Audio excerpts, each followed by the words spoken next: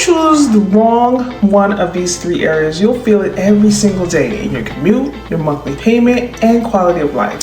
Fort Mill, Tega Cay, and Ballantyne might look similar online, similar price ranges, similar home styles, similar school conversations. But in real life, they deliver completely different lifestyles.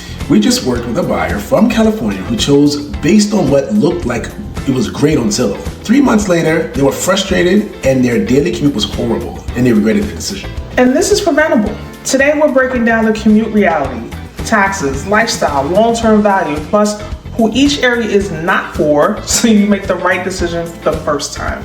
And if you're relocating to Charlotte, grab our free location guide below, and it has all three areas compared side by side, plus 7 other neighborhoods. The link is below. Check the description and comment. Let's start with a category that affects your life every day, your commute. From Fort Mill to Uptown Charlotte, off-peak, you're usually looking at 25 to 30 minutes, but during rush hour on I-77 northbound, that could stretch to 40 to 50 minutes, sometimes longer, depending on traffic. And here's what caught that California buyer off guard. They test drove on a Saturday afternoon, felt fine, but by Monday at 7:45, completely different experience. Tega Cay adds another layer. If you're deeper into the peninsula near Windjammer Park or along the lake, just reaching the interstate can add 10 to 15 minutes before you even hit the highway. It's beautiful. The lake views are stunning, but it's not the fastest commute. Ballantyne tends to be more predictable. If you're near Ballantyne Corporate Park or along like the Johnson Road, you'll find that Uptown typically takes about 20 to 30 minutes off peak, and the commute pattern is often steadier going south than it is coming up north. If you were fully remote, that might not matter much. But if you're commuting 3 or 4 days a week, that difference adds up in hours of your life every single month. And our hours every month becomes days every year. Choose based on your actual schedule, not the best case scenario. Before we go deeper, let's give you a shortcut. If you commute into Charlotte most days and value predictability, Ballantyne usually wins. Now, if you want lower property taxes, newer homes, and a strong schools, and you're comfortable with the growth and development, Fort Mill often makes the most sense.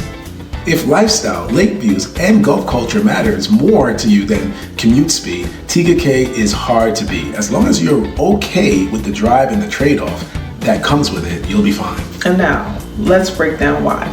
Now, Fort Mill and Tega Cay are in South Carolina, which generally means lower property taxes compared to North Carolina.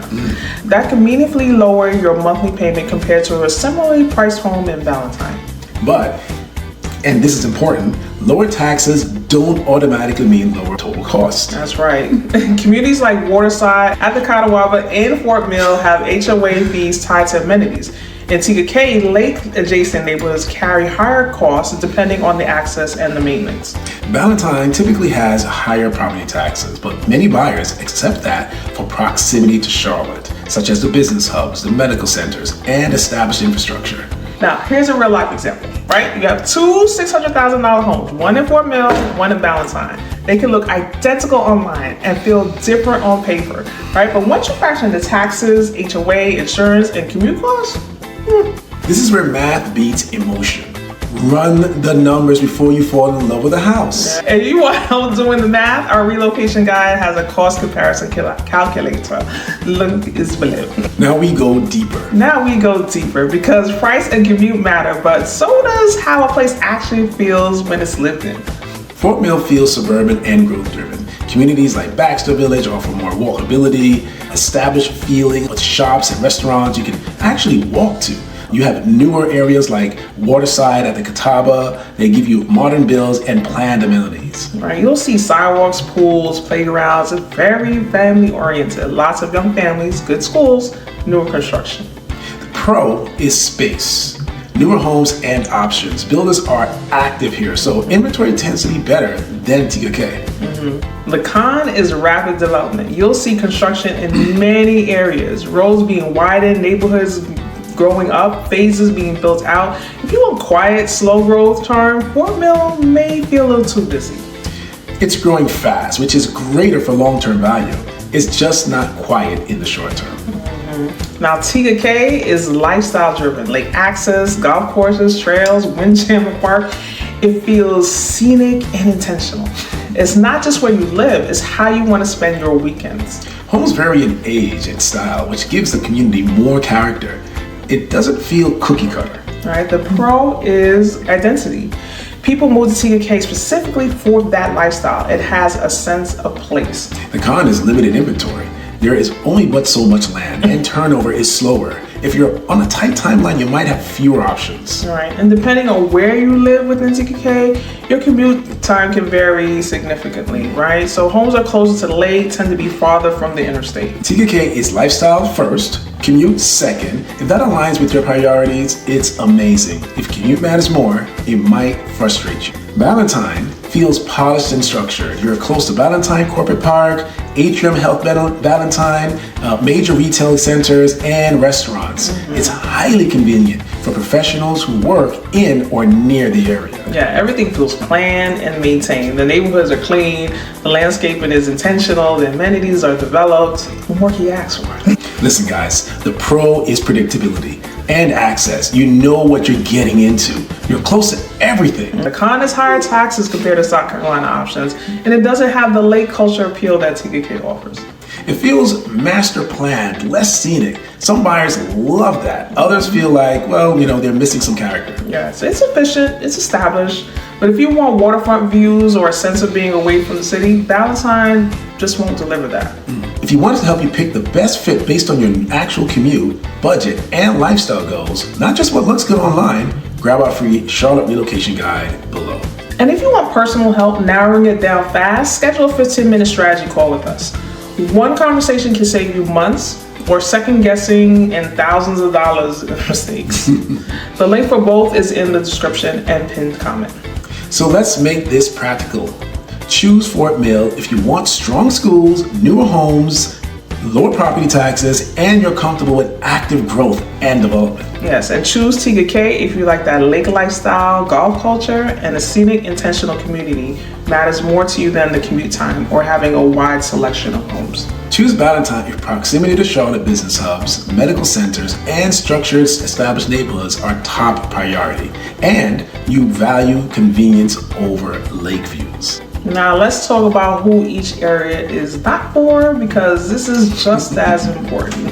Fort Mill may not be for you if you want historical charm, walkable downtown vibes, or minimum construction and development around you. Tega Cay may not be for you if you need a fast commute, a wide selection of homes to choose from, or if lake lifestyle amenities aren't something you'd actually use. Ballantyne may not be for you if lower property taxes are a deal breaker, or if you're looking for waterfront living and a more relaxed resort style lifestyle. There's no wrong choice. There's just a wrong choice for you. Let's talk about the investment side, because for most buyers, this is one of the biggest financial decisions you'll make. Fort Mill continues expanding rapidly. New employers, growing infrastructure, strong school demand, all of that supports long-term buyer demand and appreciation of potential. Now, Tega Cay's limited land supply and lifestyle appeal can support pricing stability. There's only so much lakefront property, and buyers who want lifestyle are willing to pay for it. That's agreed. Ballantyne benefits from steady corporate demand, established infrastructure, and proximity to major employers. It's a proven market with consistent performance. Now, all three have strong fundamentals, right?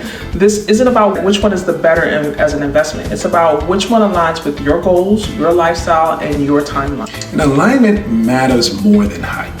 Sure does. Now, here's the truth. There isn't a universally better choice between these three. There's only a better choice for your commute, your lifestyle, and your long-term goals. That's right. If you're stuck choosing between Fort Mill, Tega Cay, and Ballantyne, or any Charlotte suburb, don't guess.